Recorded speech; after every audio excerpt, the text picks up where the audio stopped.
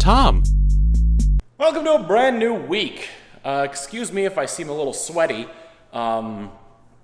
We have been urged by the state to reduce air condition usage, as you think heat would be the thing that Texas would be able to handle pretty well, but because of the extreme heat, there are rolling blackout. There have been some blackouts happening, and that actually happened during last night's.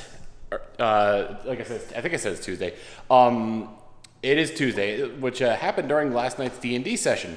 So my character, Kouki Subeoroko, which basically just translates to, at least as far as I was able to look up, bright smooth scale. He's become a precious being. Wasn't how I was originally planning on playing the character. My original way I was going to play the character was that he was going to be sort of like superficial, in that he was going to be like, hey, like in the sense where it's like he's trying to like be a better person from like an experience that he had, but coming off as as almost like offensive in a way. So where he'll try to like convey that a flaw in somebody is beautiful, but say it so bluntly that it comes off as an insult. But he's not trying to do that. No, how I played him instead is that he ended up being like a really good person, very, very like helpful, very, very, very caring, and a lot of people seem to like that. So I guess I'm continuing with that.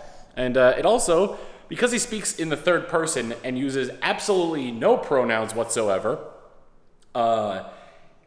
and he was like one of the first people to go to the area where everybody was gathering, where the party was gathering. He had to introduce himself like 4 times. So his unofficial catchphrase is now "Kouki is Kouki." When he's introducing himself, just greetings. I try to give him like sort of like a Bishonen voice, so like a little bit breathy and soft. So he's like, "Greetings, friend. Pleasure to meet, friend. Kouki is Kouki." And I really gotta like. Speaking with pronouns is like so easy, because it's just like it's something that we've been doing our whole life, my whole life. I'm sure like anybody else who speaks the English language would say the same thing, and plenty of other languages that use pronouns. Speaking without pronouns and only using like regular nouns and proper nouns is so hard. I slipped in a few yous and his and hers from time to time, but it's a non-problem. It'll I'm sure I'll get better as I play the character more. But yeah, no, everybody loves Kouki, and I love playing Kouki. Chilled is in that game as well. He plays a half-elf rogue named Jerry, and if you've seen Chilled play any cooperative video game, then you've seen him play Jerry, because the way he plays Jerry is he operates on 2 principles: what can I steal and who can I blame? Or no, what can I get away with and who can I blame it on? So that's Chilled. That is Chilled in a nutshell. So that was incredible. He had another one of his puppy training sessions, and I learned something. I learned something from the fact that this little guy, Manatee, is actually training me in a way. So what he'll do occasionally is he'll go and grab one of my shoes, bring it to me, and then just drop it in front of me. Obviously, my reaction is to pick it up and put it back.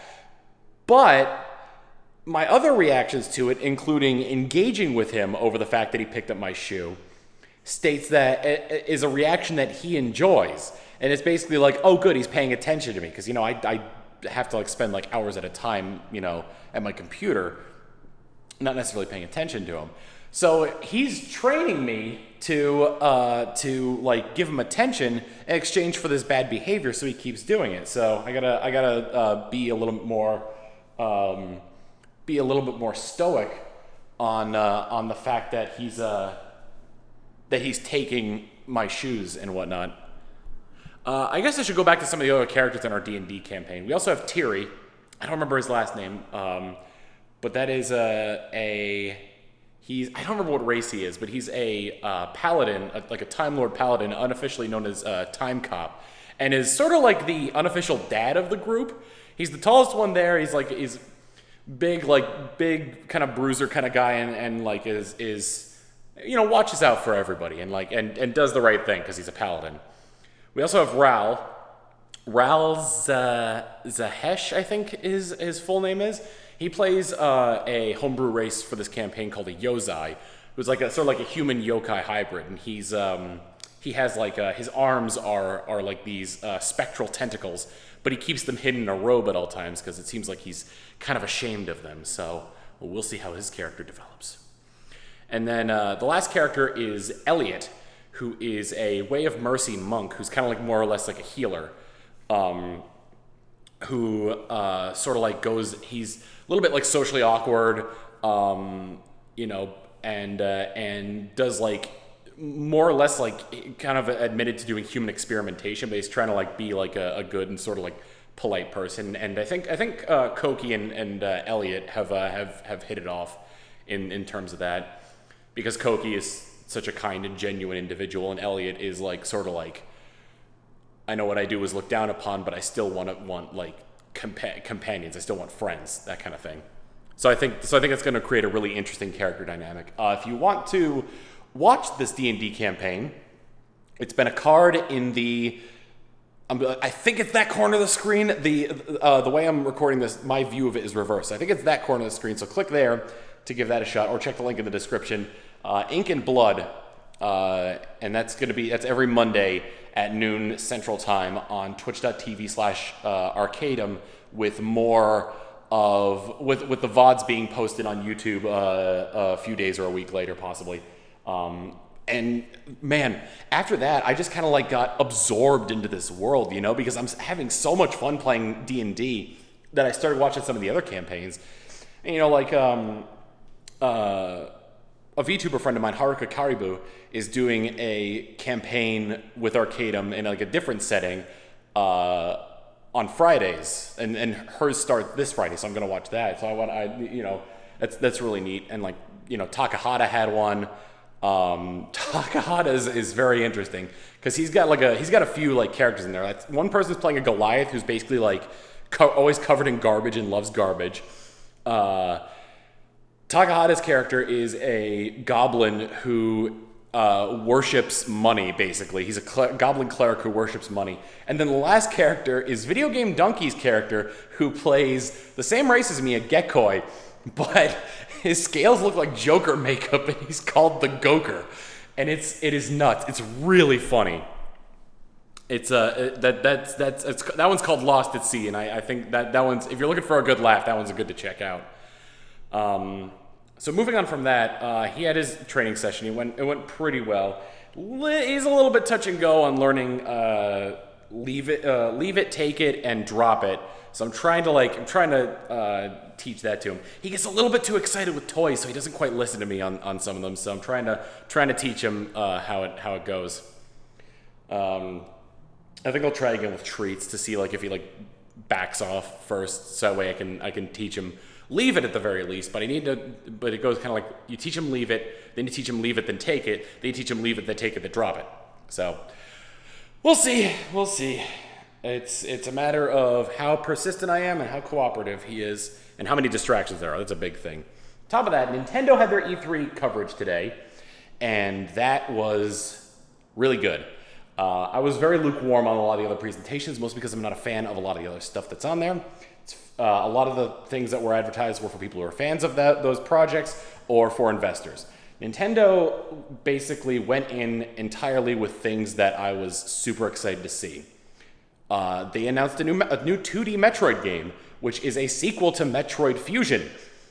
Basically the fifth in the line of the Metroid games. It was Metroid Dread, which was apparently a debunked Metroid title from like 15 years ago.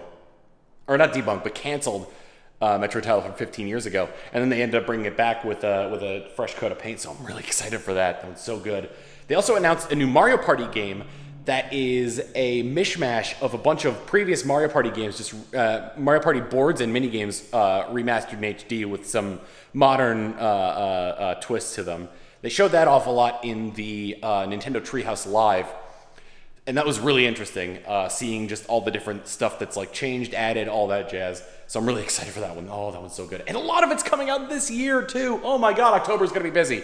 They showed off more Breath of the Wild 2. More story stuff. That got a 2022 release date. And then Kazuya from Tekken was announced as a Smash Bros. Fighter. And I'm very interested to play as him. I'm lukewarm to, like, since Banjo and Kazooie, and maybe, like, you could probably say Sans as well, the Sans Mii costume. I've kind of grown a little bit, what's the word I'm looking for? Like lukewarm to character announcements in terms of who they are. At this point, I just care about them mechanically, because Banjo was great. Like I'm so glad that Banjo's in the game, but he's not my favorite character to play in terms of mechanics. I like ones that have a little bit more like. They're a little bit more on the complicated side. So like Shulk with the Monado arts, or Terry with the input commands. For some reason, I like Terry, but I'm not a big fan of Ryu or Ken. But either way, Kazuya looks very involved, and it might be like at a level too high for me. And he's got so many moves that they showed off that it makes me think that he's gonna be very command input heavy.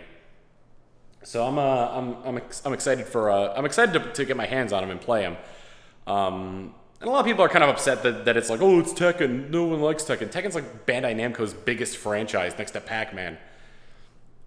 And considering that Bandai Namco works on Smash Bros, it's kind of funny how it took this long to get another Bandai Namco representative in the game. Oh, man. Whew. So let me just take a deep breath here and calm down. Today, Manatee and I are going to the park. So we're going to go ahead and do that. We're going to go to the park. It's a little bit cooler out today. There's a bit of cloud cover, so I think he'll be fine in terms of the heat. And then after that, we're going to just go to a cafe, got to come home and then chill out for a little while because E3 kind of like took it out of me, and the adrenaline from the D&D campaign, because first off, it had been a while since I played D&D, first off. And second, I was performing in front of a crowd of over 10,000 people on Twitch. And you know, Arcadum is a very accomplished dungeon master with his world of Verum here going on for more than a decade. Maybe not all streamed on Twitch, but there's a lot of development behind his world. So like, you know, I wanted to be respectful of that and everything, and I wanted to, you know, put on a good show. But you know, and it turned out to give us the Kouki that everybody loved. So I'm happy about that. But I'm sidetracking here.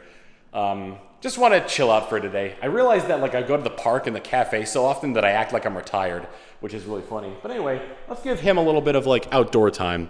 Manatee, you splootin'? Manatee. You my good boy. Ready to go to the park? Hey, bud. You want me to throw it? Go get it.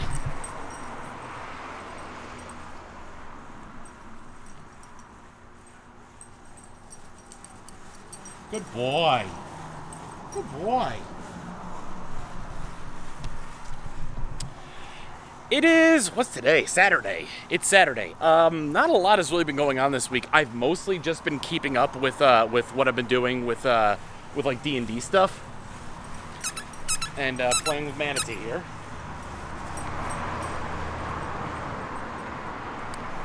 And, oh, okay, it fell down a place where he can't get it. Don't worry, bud, I got it. I got it, buddy. Trying to tire him out a little bit because tonight I'm going over to Ray's house, where a bunch of us are going to play some Yu-Gi-Oh! Like we did a couple weeks, probably about a month ago at this point. Here, bud. Go get it. He's been a real good boy. He's been an increasingly good boy as of late. He still sometimes will grab my shoes with the toilet paper or whatever and kind of be a jerk about it, but I just got to make sure not to like react to it. Just like take it away from him, put it away, don't engage with him at all. That's the rule there. Because the trainer said that if he likes the reaction he sees, then he's going to keep doing it. So I got to make sure that I don't give him a positive reaction. Don't want to give him a negative one either. I don't want to be like, you know, I don't want to abuse him for just wanting attention. But just make sure he doesn't like the reaction that I give when he's like chewing on when he's like bringing me shoes or like bringing me a roll of toilet paper. So yeah. Anyway, yeah, it's mostly just been D&D stuff. I worked on making special incantations for my character's spells. He's a cleric, so he uses prayers. I put those prayers into haiku form, and I did that for each of his spells. So, and then I made a subclass for the fighter. So I've kind of become a little bit obsessed with D&D at this point. Anyway, I'm going to keep playing with Manatee to try and tire him out. And then I'm going to head over to Ray's where we're going to play some Yu-Gi-Oh! What are you doing, you goof? Look at these nerds. I'll do Silver to Cry. Playing their I know Yu-Gi-Ohs. that one. I'm just watching. Target Blue Eyes, special summoning. Well, torrential No, tribute. There you go. Ray, get your ultimate deck. Is that all monsters on the It's in here. That's it. He's My whole playing deck's in sealed. here. Wow. Yeah. Just going all monster deck. Even this one. Alright. I wish I Party had dancer. like, do you also like do you have I'll an effect that do- can summon a monster even after they're destroyed? Not currently. Not correct. Yeah. Elegant egotist. It's dog. It is dog. Is it dog? But is it dog? It's dog.